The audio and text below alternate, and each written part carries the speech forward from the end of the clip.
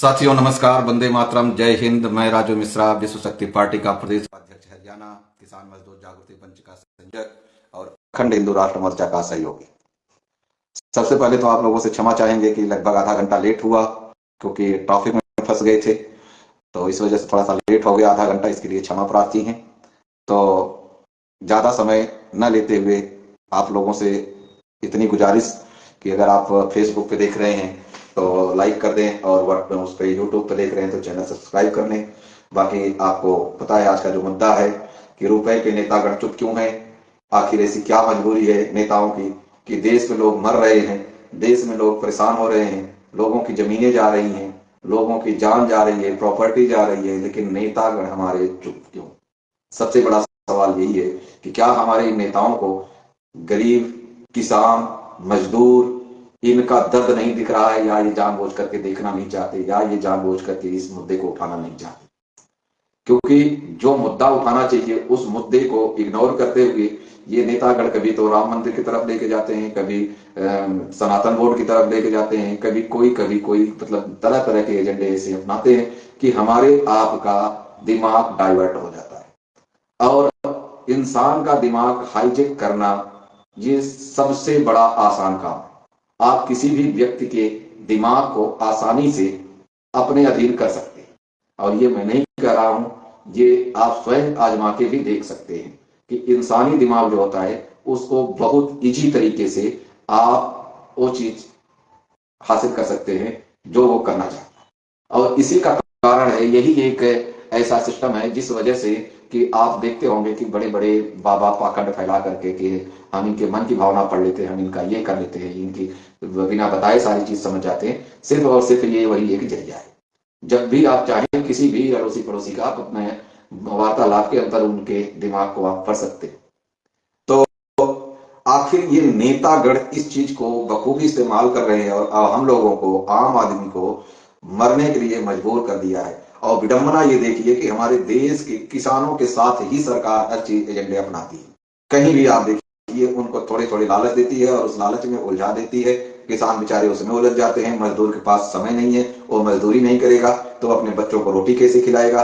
और मध्यम वर्ग जो है वो इतना काबिल नहीं है कि वो इनसे उलझ सके। अमीर को आवश्यकता है और इसी का बकायदा ये फायदा उठाते हैं।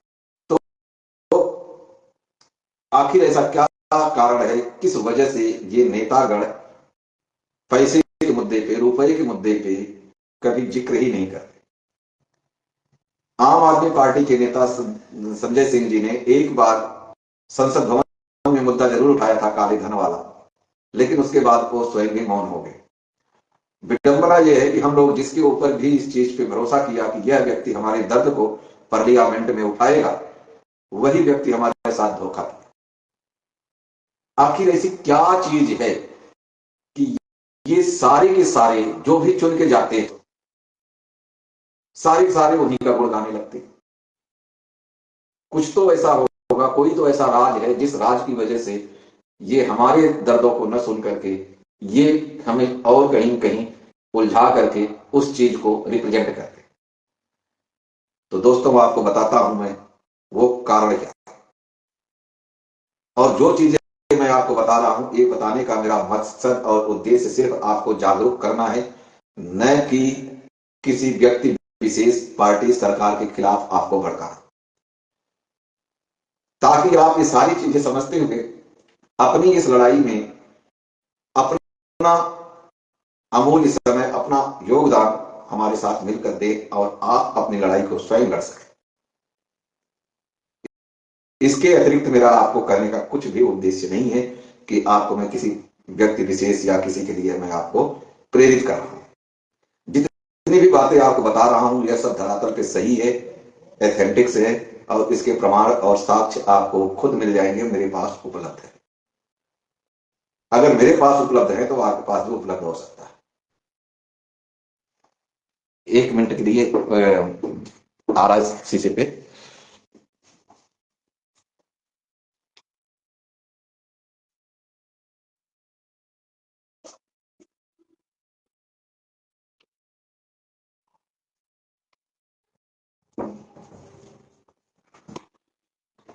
तो साथियों, आपको ले चलता हूं मैं 4 April 1967, 1967, the day of 4th May।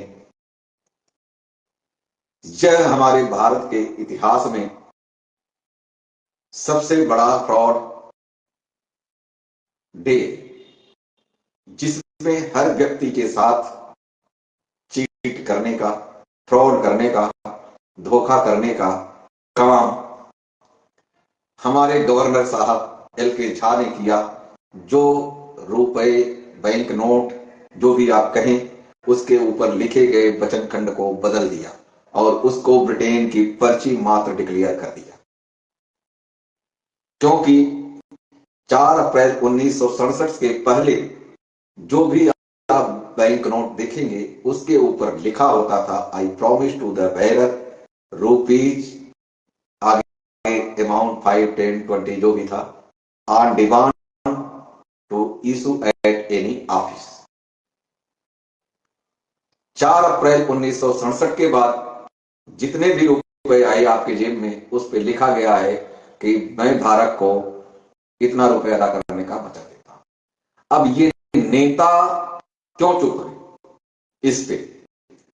4 April 1967 के बाद जब ये कांड हो गया, उसके बाद आप लोगों ने अपने गूगल पे आप सर्च करके देखना, JPC report, joint selected committee report, जो आप इसको सर्च करेंगे तो आपको ये गूगल पे बड़ी आसानी से मिल जाएगा और उसमें आपको इस सारे प्रकरण का ऐसा दस्तावेज मिलेगा कि जो नेतागण हमारे देश के चुप होते, और आप अगर सर्च करेंगे आपके इलाके के नेता को, तो जब तक वो जीते हुए MP MLA नहीं होते हैं तब तक उनकी जो प्रॉपर्टी, जो धन होता है वो कम होता है। लेकिन जैसे ही वो जीत जाते हैं और 5 साल में उनका ग्रोथ जो होता है 100% से लेकर के 150% तक उनकी प्रॉपर्टी बढ़ जाती है। ऐसी क्या जादुई छड़ी है कि वो जीतने के बाद इस हद तक पहुंच जाते हैं? और मतलब ये सिर्फ आपके MP MLA के लिए नहीं कह रहा हूं, अगर आप इसको गौर से सर्च करेंगे तो आपके गांव के सरपंच तक का भी यही आपको पोजीशन मिलेगा। हाँ, ये बात अलग है कि जिसकी जितनी बड़ी कुर्सी है उसका ग्रोथ उतने हाई लेवल पे होता है, जिसका जितना छोटा कुर्सी है उसका उतना कम होता है। आखिर कैसे और क्यों? तो इसका अगर आपको आकलन करना है तो दोस्तों आपको JPC की रिपोर्ट आपको पढ़नी होगी, क्योंकि जितना भी सारा काला चिट्ठा है ये JPC रिपोर्ट में दर्ज है और वो इन नेताओं के ऊपर बकायदा लागू है और ये अपने फायदे के लिए हमें आपको इस दलदल में फंसा दी। अब आपको बताते हैं कि ये ज्वाइंट सेलेक्टेड कमेटी की जो रिपोर्ट है इसमें एक्चुअली है क्या चीज। इसमें ये 1968 में प्रेजेंट किया गया लोकसभा। 4 अप्रैल 1967 को बैंक नोट को रसीदी पर्ची बना करके, ब्रिटेन का रसीद बना करके इन्होंने यूज किया और 1968 में बीते 8 महीने में इन्होंने इसको तैयार किया और उसके बाद इन्होंने 1968 में इसको बकायदा संसद में जो है प्रेजेंट कर दिए लोकसभा। वो डेट थी 7/8/1968, यानी 7 अगस्त 1968। और ये जो रिपोर्ट है लगभग 75 पेज की है। इसकी PDF आप बड़ी आसानी से डाउनलोड कर सकते हैं। हो सकता है कि कुछ पेजेस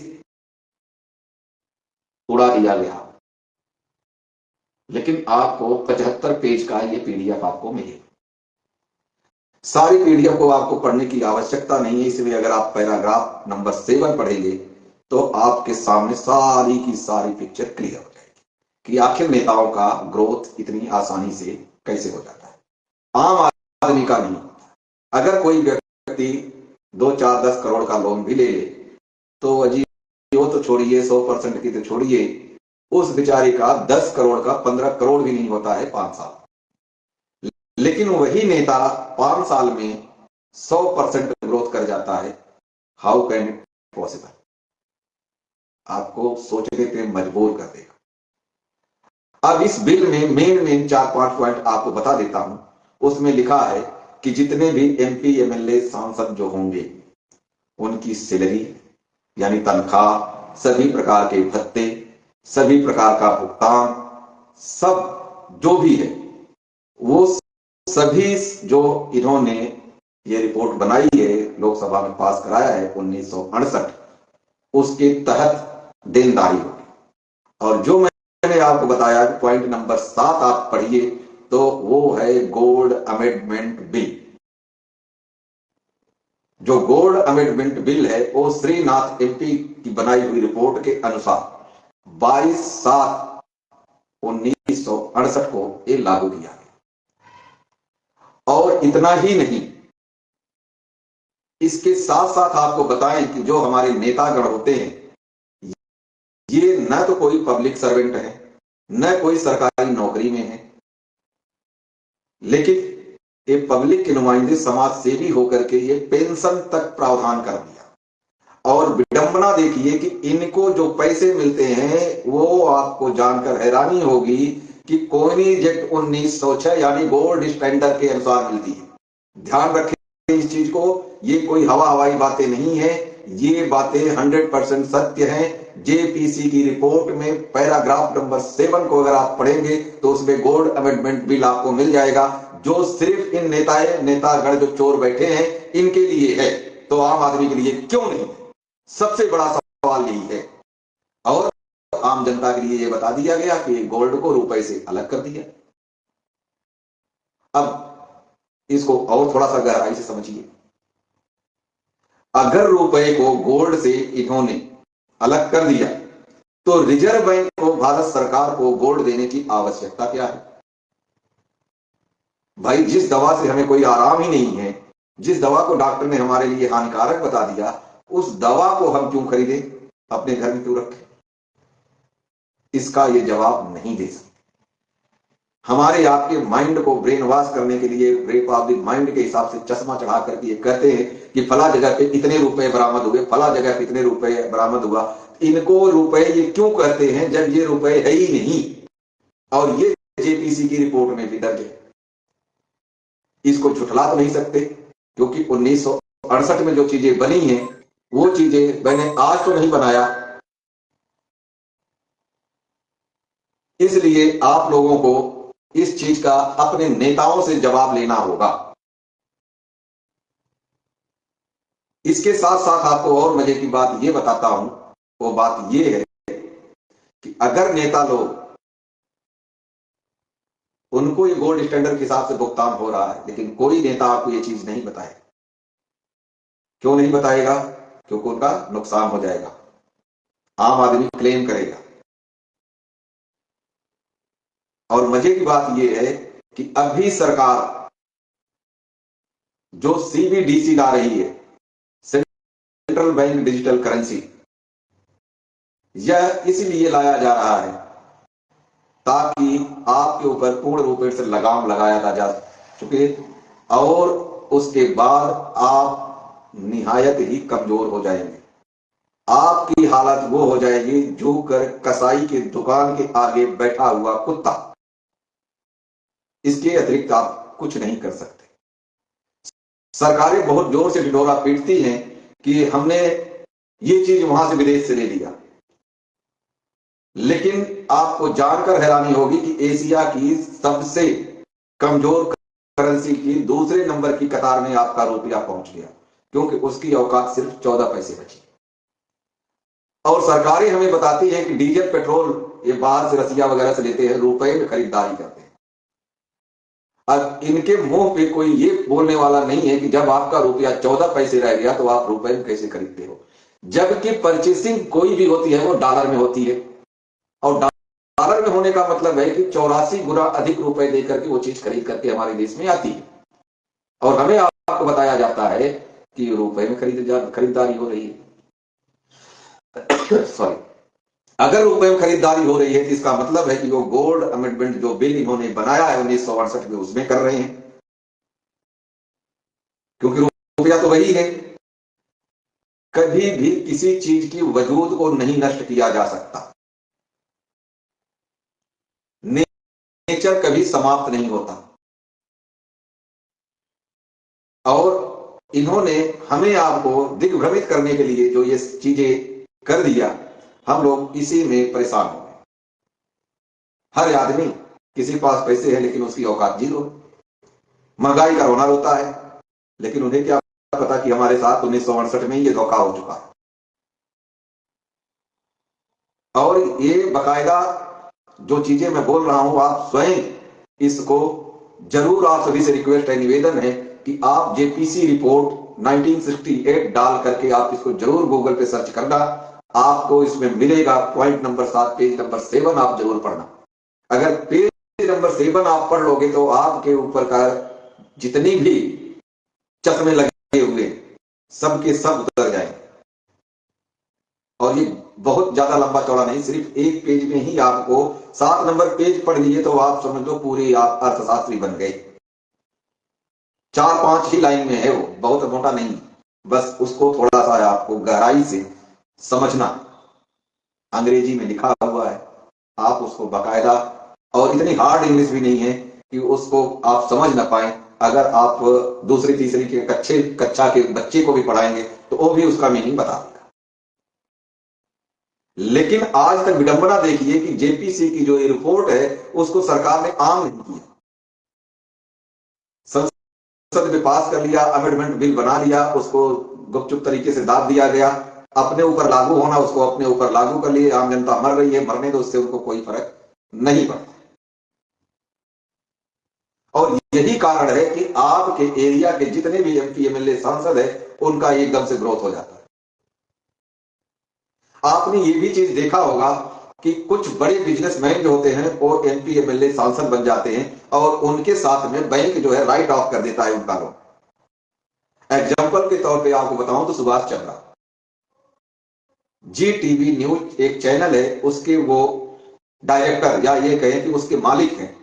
और उन्होंने बकायदा, आपको पता ही है कि वो सांसद भी थे, लेकिन जैसे वो सांसद बने उनके ऊपर ये पेज नंबर 7 1968 का जेपीसी रिपोर्ट हो गया, उनके पास आ गया वो हथियार और उन्होंने 6,000 करोड़ रुपए का राइट ऑफ करा दिया।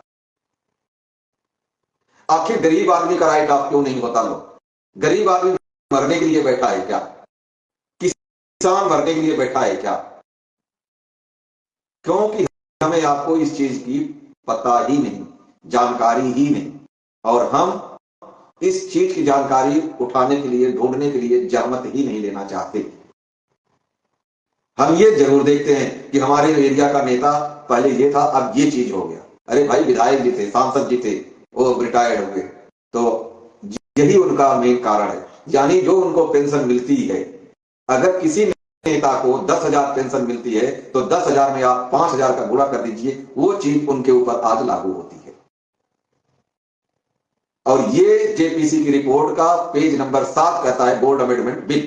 तो कमाल की बात यह है कि हमारे देश में नेताओं के लिए अलग रुपया चल रहा है, आम आदमी के लिए अलग रुपया चल रहा है। इतना बड़ा झोल है। और सरेआम आपके सामने बोल रहा हूं, इसका यह मतलब नहीं है कि मैं बनी बनाई और कपोल कल्पित बातें कर रहा हूं। एकदम स्पष्ट बातें आपको कह रहा हूं। और आप स्वयं चाहें इसको तो आप अपने गूगल क्रोम में जाकर के इस चीज को JPC report, joint selected committee report 1968 आप अगर डालेंगे तो ये ओपन हो जाएगा। जैसे ओपन होगा तो उसमें आपको पीडीएफ को आप जरूर वो करना, अपलोड कर लेना। 75 पेज का एक पीडीएफ है, लेकिन आपको 75 पेज से कोई मतलब नहीं, आप सिर्फ 7 नंबर पेज पढ़ लीजिए। इसी में आपको पता लग जाएगा कि आपका रुपया है क्या चीज।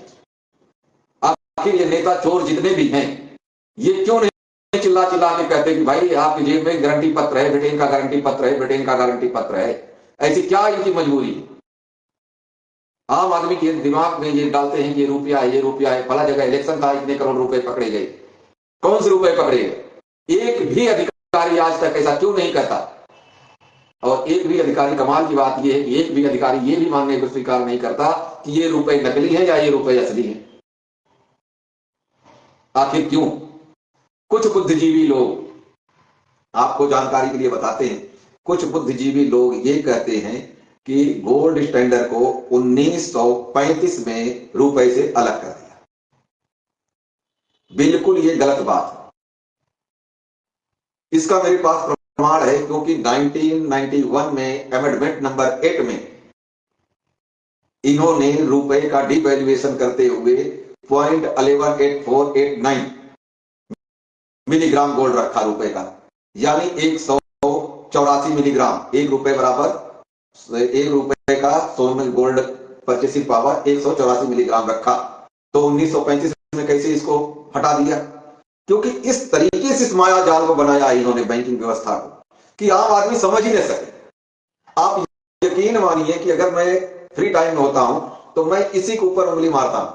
हमें कोई फेसबुक से लगाव नहीं, व्हाट्सएप से लगाव नहीं। व्हाट्सएप तो कोई फोन कर दिया उसका देख लिए, क्योंकि इतने सारे व्हाट्सएप आते हैं। मेन जो हमारे बंदे हैं उनके व्हाट्सएप में वो कुछ भी लिख के डाले वो जरूर मैं देखता हूं, लेकिन सभी आदमी का नहीं देखा जा सकता, या कई बार कोई नया नंबर आ जाता, शो कर देता है डिस्प्ले पे, वो देख लेते। तो अगर ये सारी चीजें हम निकाल सकते हैं एक साधारण से आदमी, तो आप भी निकाल सकते हैं। और मजे की बात आपको बताता हूं कि जो अभी इन्होंने 1991 अमेंडमेंट नंबर 8 को इन्होंने प्रमोट किया था, 184 मिलीग्राम में कर दिया था। अब अगर इसको आप डीपली पढ़ेंगे इस पूरे अमेंडमेंट को, तो आपको मिलेगा जो लोग कहते हैं कि रुपए का मानक स्टैंडर्ड ये है, यानी मानक स्टैंडर्ड चेंज नहीं हुआ। ये अलग चीज है कि जो इन्होंने फिएट करेंसी बना दिया। फिएट करेंसी का मतलब होता है कि फॉरेन एक्सचेंज मनी के ऊपर ये बनाते हैं, जैसे डॉलर, पाउंड, ये सारी चीजें उस पे बनाते हैं। उसका भी मानक स्टैंडर्ड हमारे यहां का जो गोल्ड मानक स्टैंडर्ड है वही है। डॉलर भी अगर आपका छपता है तो डॉलर का बैक में लगभग 27.0 FG सिल्वर होता है। आप गूगल पे आप सर्च करके देख लेना।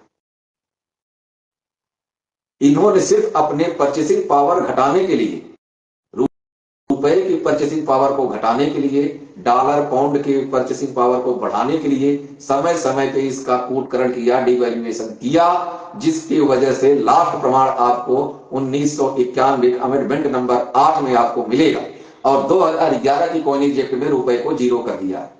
न वो जीरो आप मान सकते हैं और न 184 MG गोल्ड मान सकते हैं, क्योंकि वह स्थान रिक्त रख दिया। इसलिए रिक्त रख दिया कि ये आगे भविष्य में जब ये आपका CBDC एक्ट लागू हो जाएगा, आपके ऊपर सारा चीज आ जाएगा, रुपए वो हो जाएंगे, खत्म हो जाएंगे, तो उसमें उसकी मानक स्टैंडर्ड जीरो कर दिया जाएगा। यानी आप अंक के खेल में उलझ के रह जाए और उस अंक को ब्रिटेन की बैठी हुई कंपनी, जिसका इंटरनेट माया जाल आप इस्तेमाल कर रहे हैं, वो जैसे चाहे वैसे आपको नचाएगी और आपको नाचना पड़ेगा। उसके बाद आपके पास विकल्प है, या तो आपको 1857 के हिसाब से चलना पड़ेगा और या 1947। इसके अतिरिक्त आपके पास कोई विकल्प नहीं है। क्यों नहीं है? क्योंकि किसी भी धर्म, संप्रदाय, मोहल्ला, गांव, शहर, देश, कंट्री अगर आपको चलानी है तो उसके मूल में अर्थ की आवश्यकता होती है, यानी धन की। और धन आपके पास है नहीं। और ये जितने चोर नेतागण हैं, ये सारे के सारे वही किंग्स चार्ल्स तृतीय के तलवे चाटते आपको मिलेंगे और वहीं से मजा लेंगे। क्यों, क्या हाल है भाई, हम तो विदेश में आके सेट हो गए। आप जरा कल्पना कीजिए, अभी आपको बताता हूं, आप लोगों का अगर बैंक बैलेंस है किसी भी बैंक में, तो उसको जितना जल्दी हो आप निकाल लें। 31 दिसंबर तक मेरे जो विश्वसनीय सूत्र हैं उनके द्वारा ये जानकारी मिल चुकी है कि 21 दिसंबर के पहले पहले बैंक का क्राइसिस होना, यानी बैंक बंद होके भगेंगे नहीं, ये ध्यान रखना। शेयर मार्केट जीरो पे आएगा, डाउन होना शुरू हो जाएगा। देश की GDP के ऊपर पिछले 2 साल से लास्ट स्तर पे आ गई और इस जीडीपी को उठाने के प्रयास में शेयर मार्केट को डाउन किया जाएगा ताकि आपके शेयर के पैसे डूबे और उस पैसे के ऊपर इन नेताओं की नजर अड़ी हुई है। और जब किसी बैंक का शेयर डूबता है तो बैंक में जमा हुआ पैसा स्वतः खत्म हो जाता है। आपके अगर 1 करोड़ रुपए बैंक में जमा है तो बदले में आरबीआई का गारंटी पत्र 5 लाख रुपए ही आपको मिलेंगे, यानी 95 लाख रुपए आपके डूब गए। इससे बेहतर ये होगा कि आपके अगर पैसे हैं तो उसको निकाल के आप और जगह इन्वेस्ट कर लें, गोल्ड खरीद लें, प्रॉपर्टी खरीद लें, वो आपकी मर्जी। दूसरी चीज आपको बता देता हूं एग्जांपल के तौर पे, अभी 15 दिसंबर से आपको पेट्रोल पंपों के ऊपर कैश में पेट्रोल डीजल भी नहीं मिलने वाला है। और ये बहुत बड़ी साजिश का हिस्सा है और ये हिस्सा जो है प्रैक्टिकल के तौर पे हरियाणा में इस्तेमाल किए जाने वाले में पहले नंबर पे है। क्योंकि जब आप ऑनलाइन पैसे दोगे उससे सरकार को क्या बेनिफिट है, इस चीज को आप समझिए। कोई भी व्यक्ति अगर अकाउंट ट्रांजैक्शन में पैसे लेता है तो वो टैक्स पेइंग होल्डर में आएगा। क्यों आएगा इसका भी आप कारण समझ लीजिए। आज इनडायरेक्टली 5 लाख रुपए तक का आपको इनकम टैक्स छूट दे रहे हैं, डायरेक्टली 2.5 लाख रुपए। 1,80,000 के नीचे की इनकम वालों के पीले कार्ड और हर व्यक्ति का पीला कार्ड, पहचान पत्र, आधार कार्ड, फैमिली आईडी से अटैच है। 1,80,000 रुपए का मतलब है कि महीने का 15,000 रुपए आपके पास ट्रांजेक्शन। जैसे ही आपका 1,80,000 रुपए पहुंचा, आपका ऑटोमेटिक पीला कार्ड खत्म और फिर आप वही कटोरा लेकर के नेताजी के पास जाकर के तलवे चाटना कि भैया हमारा पीला कार्ड तो करवा दो, कट गया, हमने तो कोई, हमारे पास इनकम नहीं है। लेकिन आपके पास इनकम क्यों नहीं है? आपने राजू मिश्रा से 10 रुपए का काम किया, ऑनलाइन ले लिया ना, 10 रुपए की सब्जी बेचा तो आपने लिया ना। उसमें सिर्फ और सिर्फ आपकी एंट्री ये देखी जाएगी कि आपने कितने पैसे ट्रांजैक्शन किए, आपका खर्च नहीं देखा जाएगा। ध्यान रखना, आपकी इनकम देखी जाएगी और वो इनकम चाहे आप किसी से कर्ज ही अपने अकाउंट में डलवा लो। और अगर आपको यकीन नहीं आए तो किसी भाई से आप अपने पीले कार्ड वाले कोई 2 लाख रुपए अपने खाते में ऑनलाइन ले लो, अगले दिन उस भाई को 2 लाख रुपए दे दो और आप देखना अगली बार आपको राशन कार्ड लेने जाओ तो आपको पता लगे।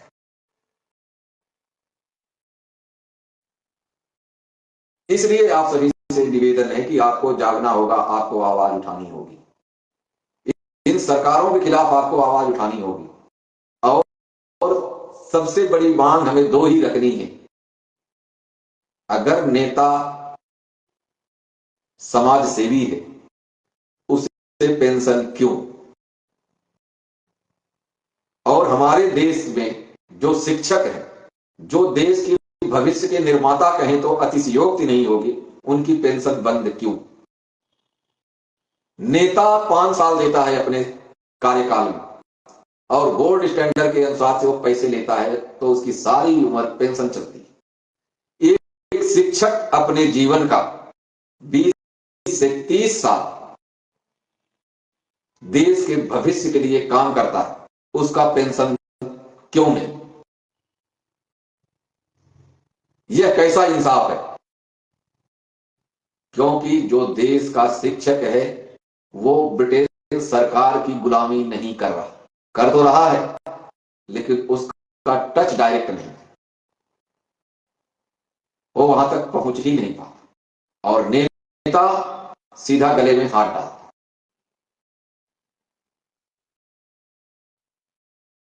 अगर आपको ये सारी चीजें हवाई लग रही है तो आप कॉन्स्टिट्यूशन अमेंडमेंट 67 जरूर पढ़ना, जो भाई श्रीनाथ एमपी ने रिपोर्ट बना करके डाली थी, लोकसभा में पास हुआ है, तो कोई झुठला नहीं सकता। न उसको मैं बना सकता हूं ना आप बना सकते हैं, क्योंकि वो पहले बना करके ऑलरेडी तिजोरी में जब्त हो चुका है। जिस वजह से नेता दिन दोगुना रात चौगुना उनकी तरक्की हो रही है, और गरीब आदमी दिन दोगुना रात चौगुना मर रहा है, किसान मर रहा है। लेकिन हमारे आपके ऊपर चश्मा चढ़ा हुआ है। वो चश्मा चढ़ा हुआ है कि सनातन वोट लेंगे, वो चश्मा चढ़ा हुआ है कि राम मंदिर लेंगे, वो चश्मा चढ़ा हुआ है कि हम हिंदू धर्म राष्ट्र बनाएंगे। अरे जब हिंदू रहोगे तब तो बनाओगे, कहां से बना लोगे? एक हिंदू गांव में तो देखा नहीं जाता आपसे।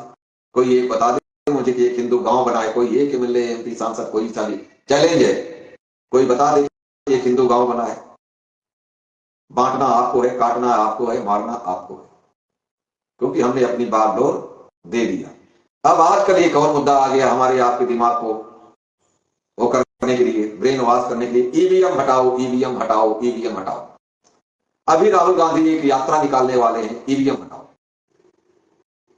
अब राहुल गांधी को कौन बोले कि भाई आप एक बात बताओ, पब्लिक के तो आप लोग कभी पूछते ही नहीं, आपके पास पावर है, अधिकार है, इसका अमेंडमेंट बिल बना करके आप लोकसभा और संसद भवन में क्यों नहीं रखते?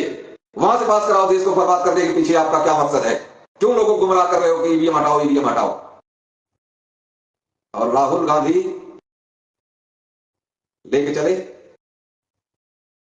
लगाए उसको कि ईवीएम हटाओ। इनके पास तो पावर है ना। अगर कोई चीज आम आदमी के नुकसान के लिए और नेताओं के फायदे के लिए होती है तो उसको फटाक से, किसी को पता नहीं होता है, संसद भवन में, लोकसभा में, राज्यसभा में, हर जगह से फटाफट पास हो जाएगा, तिजोरी में गुप्त दस्तावेजों में रख दिया जाएगा। और जो चीजें हैं उसके लिए अरे समझौती की सरकार है, आम आदमी को क्यों उल्लू बना रहे हो कि हम ईवीएम का विरोध कर रहे हैं, ईवीएम का विरोध कर रहे हो? आप कुछ नहीं ईवीएम का विरोध कर रहे हो। क्यों नहीं कर रहे हो? क्योंकि सबसे ज्यादा धन तो आपका ही स्विस बैंक में जमा है ना। पब्लिक को गुमराह कर दो कि ईवीएम हटाओ। अब सभी तो चिल्लाने लग गए ईवीएम हटाओ। कौन सा ऐसा वो है कि ईवीएम हटाने के पीछे नहीं बोल रहा है? तो आप अगर जनता की मांग को आप मानते हो तो लगाइए, संसद में आप बिल लगा के पास करवाइए इसको कि देश में बैलेट पेपर से चुनाव होगा, ईवीएम का बहिष्कार होगा। इतनी सी तो बात है। लेकिन इसको आपको हमें भ्रमित करने के लिए, क्योंकि ये अब इस चीज को आप समझिए कि ये ईवीएम हटाने का, जैसे राहुल गांधी ने जब ये यात्रा शुरू किया था, आपने देखा होगा कि भारत जोड़ो एक यात्रा निकाली थी। अब उस बैक में चलिए आप, हमारे साथ सरकारों ने क्या क्या साजिश की है। क्योंकि धड़ा बट गया, धड़ा यूं बट गया, एक विपक्ष हो गया, एक पक्ष हो गया, पार्टी का नाम नहीं ले गई, यूं कहे सीधा सरेआम करता हूं, बीजेपी और कांग्रेस में हम बट गए। अब राहुल गांधी वाले साथ में जो थे, कांग्रेस वाले उधर हो लिए, इधर बीजेपी वाले जो थे चश्मा चढ़ाए अंधभगत बने बैठे हैं, वो बीजेपी जिंदाबाद कर रहे हैं। और उन्होंने क्या किया? दो काम किया जो देश के लिए सबसे शर्मनाक काम। मोदी जी विदेश में जाकर के 15 देशों को हलाला मांस बेचने का समझौता कर लेते हैं। और हलाला बीफ का मतलब है गौ मांस। हम आप तो बटे रह गए ना, हम तो चल रही है ना भारत जोड़ो में। काहे का भारत जोड़ लिया भैया? इधर तो कॉन्ट्रैक्ट हो गया साइन कि 15 देश को हलाला मांस हम बेचेंगे। पहला काम आपको बता दिया। दूसरा एक और किया, वो क्या किया? अब इस चीज में अगर आप जाएंगे तो G20 के समझौते में हस्ताक्षर, और जो बुद्धिजीवी चश्मा चढ़े हुए होते हैं वो कहते हैं वीटो पावर ले लिया मोदी, वीटो पावर ले लिया। काहे का वीटो पावर ले लिया? मोदी जाके वहां बैठ गया कुत्ते के जैसे दुम हिलाते। G20 में जो होता है वहां आपको इफ, बट, डॉट, बिंदु, फुल स्टॉप लगाने का पावर नहीं है। आपको सिर्फ सिग्नेचर करना है उसमें, आप अपना सुझाव भी नहीं रख सकते। ये है G20। अगर आप ये लग रहा है G20 बहुत बड़ी तोप लेके आ गया मोदी, तो आपके भ्रम है। क्योंकि वो वहां से ब्रिटेन से बन के चलेगा, उसको मानना है। क्योंकि हमारा जो देश है ये 72 कंट्री में, जहां पे ब्रिटेन का शासन है, चाहे डायरेक्टली चाहे इनडायरेक्टली, उसमें हम है। और 20 G20 का मतलब एक ग्रुप है 20 लोगों का, उसको हम सहर्ष स्वीकार कर रहे हैं। सिर्फ ये है। और नहीं हो तो आप पढ़ लेना उसको अच्छे से। G20 हमें कोई वीटो पावर नहीं दे रहा। अगर हमारे पास इतना पावर होता तो हमारा रुपया भी स्टैंडर्ड पे होता, देश में इतनी भुखमरी बेरोजगारी नहीं होती। हमारे देश का युवा पलायन कर रहा है। आज आप अपने गांव में जरा घूम करके देखिए, कहीं कहीं से तो आप किसी न किसी गांव से होंगे, आप गांव में घूम के देखिए, आपको अगर युवा मिल जाए तो गांव में मिलेगा कौन? या तो छोटे बच्चे मिलेंगे या तो बूढ़े माँ बाप मिलेंगे। गांव युवा विहीन हो गया। हर शहर से आप अगर देखेंगे तो लोग भाग भाग करके विदेश जा रहे हैं बेचारे, चाहे डंकी मार के जाएं, चाहे ठगी मार के जाएं, चाहे वहां जाने के बाद वो ठगी के शिकार हो जाए, लेकिन विदेश जा रहे हैं भाग भाग के। क्यों जा रहे हैं भाई? क्या हमारे पास इतना दम नहीं है हमारे देश में? जबकि पूरे वर्ल्ड में सबसे बड़ा कंट्री हमारा देश है। हर जगह से हमारे पड़ोसी मुल्कों ने हमारे ऊपर कब्जा किया, लेकिन उसके बावजूद भी हम अभी अपने सरदारी लिए बैठे हुए। क्या कमी हमारे पास? इस तरफ सरकार का ध्यान क्यों नहीं है? और हम पढ़ते लिखते हैं तो क्या कहते हैं पढ़ लिख करके, हमें नौकर बना लो जी, हमें नौकर बना दो जी।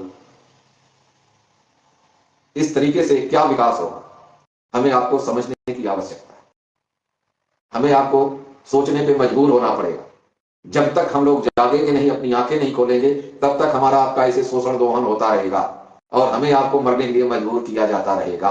और न चाहते हुए भी हमारे आपके गले में फांसी का फंदा लटकता रहेगा। जिस दिन अगला चाहेगा उस दिन ट्रिगर दबा देगा। बस आपको इस हद तक लाया जा रहा है कि आप दिन में कितने कप चाय पीते हो उस तक का आपके पास हिसाब किताब नहीं होगा, लेकिन सरकार के पास होगा। यही कारण है सीबीडीसी और रुपए के अस्तित्व को समाप्त करना। मुख्य काम सीबीडीसी का यही है, रुपए के अस्तित्व को समाप्त कर अंकों के माया जाल में आम जन को उलझाना। जितना मेरे समझ में आया, इससे 60 और सटीक व्याख्यान सीबीडीसी का हो ही नहीं सकता।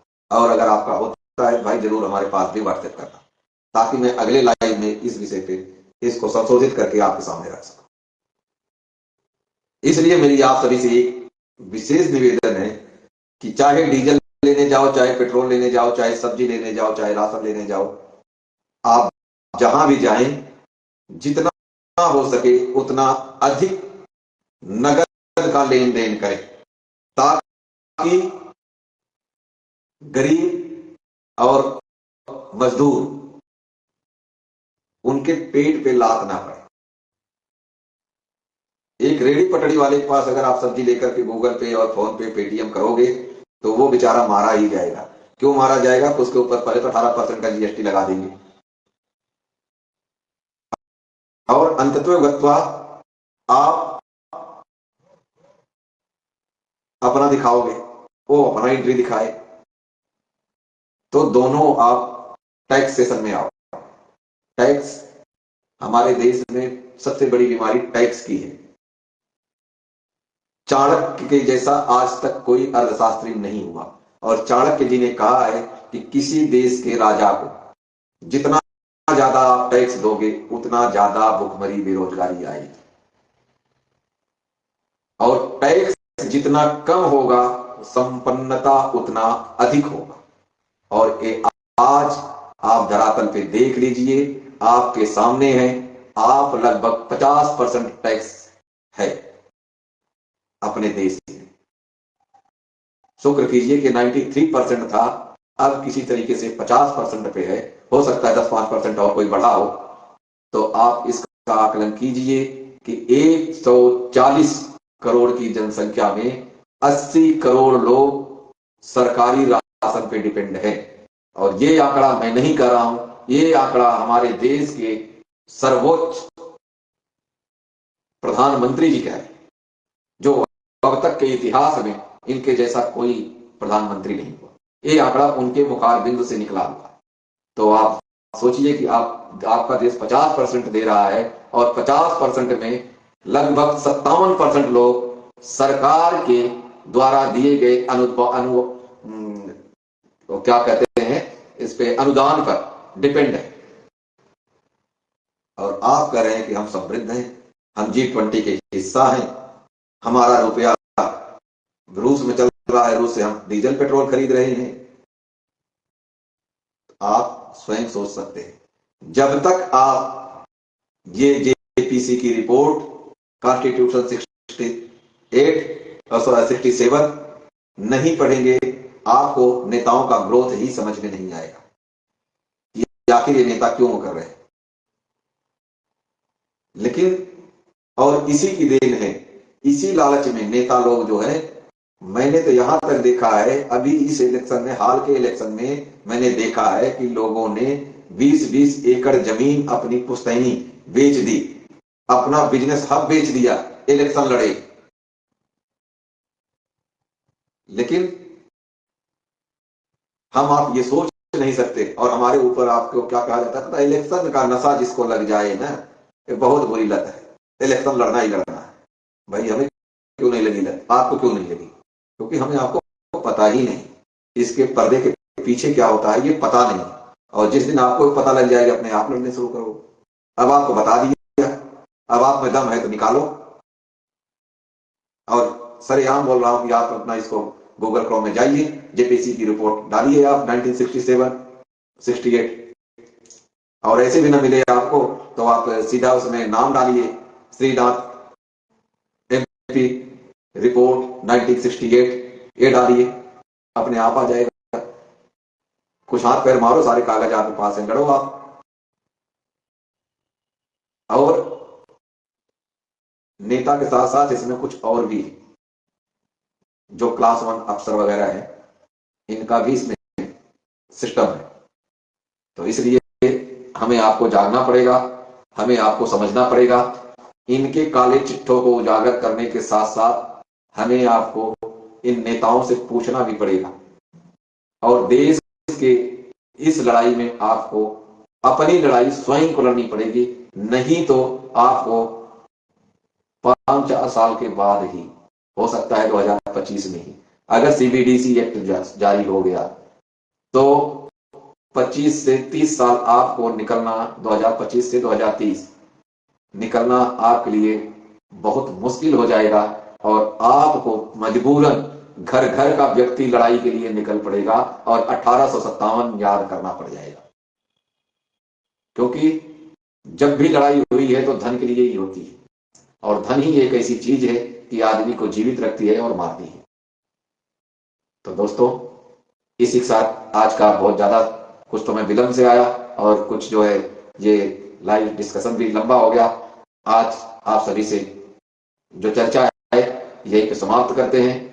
और जो हमारे साथ जुड़े हुए भाई हैं, जैसे नरेश सरोज जी फरीदाबाद से, बलवंत सैली जी सिरसा से, राम विजय पांडे जी दिल्ली से, संदीप जी, आप सभी का आभार व्यक्त करते हैं। लेकिन आपसे एक ही गुजारिश है कि आप इसको अधिक से अधिक, इस जानकारी को, मैं ये नहीं कहता कि आप मेरी इस वीडियो को शेयर करके दिखाएं, मैं ये नहीं कहता कि आप इस वीडियो को क्लिप बना करके दिखाएं, इतना जरूर कहूंगा कि ये जानकारी आप अपने फोन में, अपने कंप्यूटर में, अपने लैपटॉप में इसको सर्च करें, और सर्च करने के बाद कम से कम आप अपने अड़ोस पड़ोस गांव में किसी न किसी को बताएं, ताकि हर व्यक्ति को इस जानकारी को समझ में आ जाए। और जब ये जानकारी समझ में आएगी तभी हमारा देश तरक्की करेगा, और हमारे देश के तरक्की के लिए आपको नए सिरे से जागना होगा। नए सिरे से जागने से मतलब है कि ना हमें सनातन बोर्ड चाहिए, न हमें सनातन वो चाहिए, क्या कहते हैं, सनातन कमेटी चाहिए, हमें सनातन सरकार चाहिए, और हमें सनातन सरकार लानी पड़ेगी।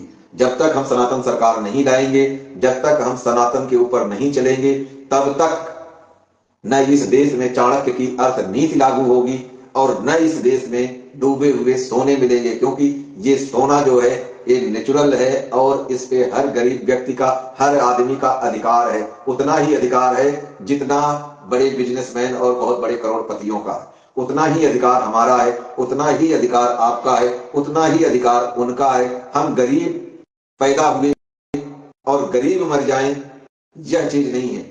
ईश्वर ने हमें आपको कर्मों के अनुसार अपने हिसाब से उन्होंने जन्म दिया, लेकिन हम जिस स्थिति में पैदा हुए उसी स्थिति में मर जाएं, वह हमें मान्य नहीं। उसके लिए हम स्वयं दोषी हैं, न कि ईश्वर। क्योंकि ईश्वर ने हमें आपको कोई भेदभाव नहीं किया, हमें आपको मनुष्य बना करके नीचे इस मृतलोक में भेजा, तो हमें अपना कर्म करना पड़ेगा। अब ये अलग चीज है कि जो ये कौन है, ये फला कास्ट के हैं, ये फला कास्ट के, नेताओं ने जो बांटा उसको हमें इग्नोर करना होगा। और हमें अपने आप को सनातनी बोलना आसान है, लेकिन सनातनी बनना बहुत मुश्किल है। सनातनी हम तभी बन सकते हैं जिस दिन हमारे दिलो दिमाग से जाति पात ऊंच नीच भेदभाव ये सारे निकल जाएंगे। जिस दिन एक शेड्यूल कास्ट का व्यक्ति एक जनरल कास्ट के व्यक्ति दोनों बैठ के एक जगह पर खाना शुरू कर दें और एक मत हो जाए, तब हम समझे कि ये सनातन है। क्योंकि हमें उस राम राज्य की तरफ जाना है जहां पे न को दुखी न दारूद दीना, न को लक्षण हीना। हमें उस संस्था पे चलना है, उस तरीके से चलना है। तो इसके लिए हमें आपको जागना होगा, हमें आपको गहनता से इसको सर्च करने की आवश्यकता है। आज कोई चीज छुपा के नहीं रखी जा सकती, क्योंकि आदमी बेवकूफ बेशक है, लेकिन उसके जेब में फोन स्मार्ट है। और फोन स्मार्ट का यही फायदा है कि आप जो कुछ चाहें उससे बोल के भी पूछ के निकाल सकते हैं। तो अगर आज के समय में हम कहें कि जी हम अनपढ़ हैं, हमें कुछ पता नहीं है, तो यह मिथ्या की बातें हैं। क्योंकि आदमी व्यक्ति तो अनपढ़ हो सकता है, लेकिन उसके जेब में हमेशा स्मार्टफोन है। अब आदमी फोन के सहारे जो चलने लग गया वो स्मार्ट तो बन गया, लेकिन उसको इस्तेमाल करो। हाँ, बेशक स्मार्टफोन आपकी गुलामी का प्रतीक बनता है, आपके ऊपर निगरानी रखी जाती है, लेकिन आपकी जानकारी तो उससे निकाल सकते हैं। आप ज्यादा नहीं निकाल सकते हैं, एक्सपर्ट आप नहीं है तो 10% 20% तो निकाल सकते हैं। जितना भी निकालेंगे तो आगे से आगे आपको रास्ता निकलते जाएगा। जब आप अपने घर से बाहर निकलेंगे, कदम रखेंगे, तो आपको कहाँ जाना है, फतेहाबाद जाना है या आपको फरीदाबाद जाना है, रास्ता तभी तय होगा मेरे दोस्तों। अगर आप ये सोचे कि नहीं नहीं ये सब कहने की बातें हैं, ये हो जाएगा वो हो जाएगा, तो आप दिन प्रतिदिन गरीबी के दलदल में जैसे फंसे हैं, हर दिन अधिक से अधिक गरीब होते जाएंगे। और अगर आप ये सोचे कि नहीं हमें ईश्वर ने गरीब घर में जन्म दे दिया है, तो आप ईश्वर के कोसने के बजाय अपने आप को कोसिए कि हमने वो कर्म नहीं किया कि जिससे हम अपना ग्रोथ कर ले। और यह देश हमारा ऐसा है, यहाँ पे मांगने से कुछ नहीं मिलता, हमें छीनना पड़ता है, लड़ना पड़ता है। इतिहास इस चीज का गवाह है कि अगर जब तक आप लड़ोगे नहीं, जब तक आप छीनोगे नहीं, जब तक आप प्यार से मांगोगे तो नहीं मिलेगा। ये ध्यान रखना, क्योंकि ये कलयुग का समय है। इसमें आपको नियम कानून दायरे के साथ में आपको संघर्ष करना है। ये लड़ाई का ये मतलब नहीं है कि किसी को आप दो तपेड़ मार दो। तो इसी के साथ दोस्तों, जय हिंद, वंदे मातरम। फिर मिलते हैं नए मुद्दे के साथ आपको, तब तक लिए जय हिंद, वंदे मातरम।